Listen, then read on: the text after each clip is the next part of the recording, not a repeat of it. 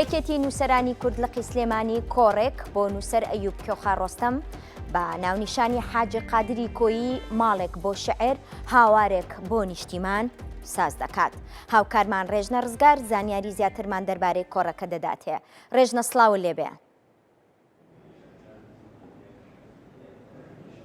بەڵێ سەوسن سلااوان لەبێ ئەم کاتتان باش ئێمە ئێستا لا هۆڵی یەکێتی نووسەرانی کوردستانین لە قیسلێمانی وەکتۆ ئاماژەت پێکرد سەوسن ئەمڕۆ کۆڕێک بۆ مامۆستا ئەیوب کۆخا ڕۆستەم ڕێک دەخرێ بە ناونیشانی حاجی قادر ماڵێک لە شاعر هاوارێک بۆ نیشتیمان ڕێک دەخات. من بەڕێز مامۆستا ئەیوب لەگەڵم ئامادەیە گفتوگۆیەکی زیاتر لەسەر کۆڕەکەی ئەمڕۆ شعر و بەرهەمەکانی حاجی قادری کۆیی لەگەڵ بەڕێزیانە باس دەکەین. مامۆستا سلااوت لەبێ ئەم کاتت باش زۆر سپاس دەکەم.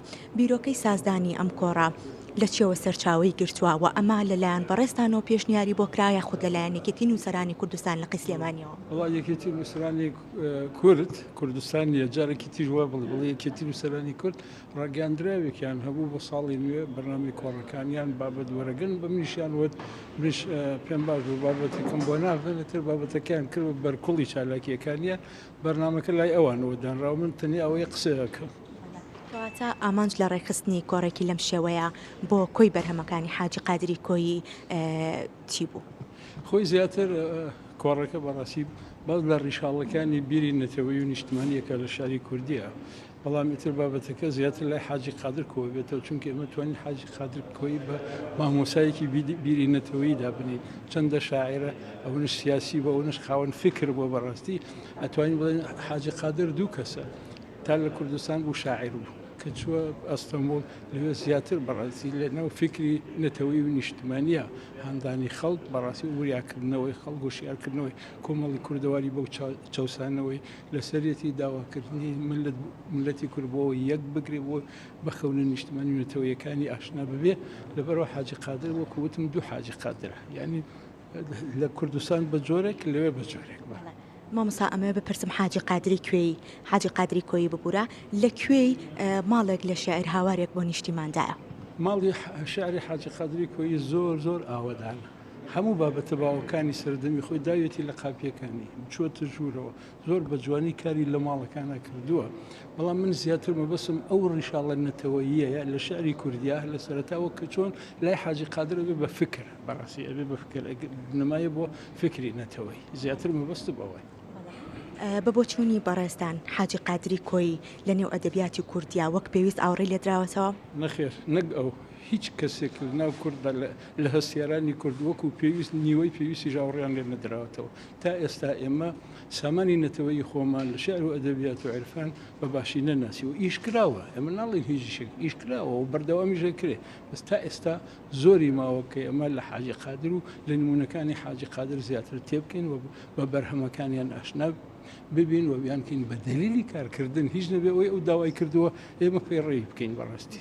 مامۆستا ئەمڕۆ زیاتر باس لە چ لایەنێکی ئەم شاعیرە گەورەی کورد دەکرێت لە نێو کۆڕەکەدا کا بە ڕێزیشتان خوێندنەوە بۆ کۆی بەرهەمەکانی دەکەن. پێم وتی ئەو ڕێشاڵە نەتەوەی و نیشتمانی لە شعری کوردیا لە پێشینەوە ئیهێنم دوای لای حاجی قادر فۆرمۆلە بێ و لەوە زیاتر قسەکەم سەبارەت بە ڕیشە نیشتمانی و نەتەوەیەکە لە شعر و ئەدەبیاتی کوردی. کەواتە تا چەند گرنگە ئێوەی نووسەران هەم ئەم دامەزراوانە یاخودێکین یەکەتی نووسەرانی کورد گرنگی زیاتر بن بەم شاعیرە کلاسیکیانە و بتوانرێ شاعیرەکانی تریش بەسەر بکرێنەوە.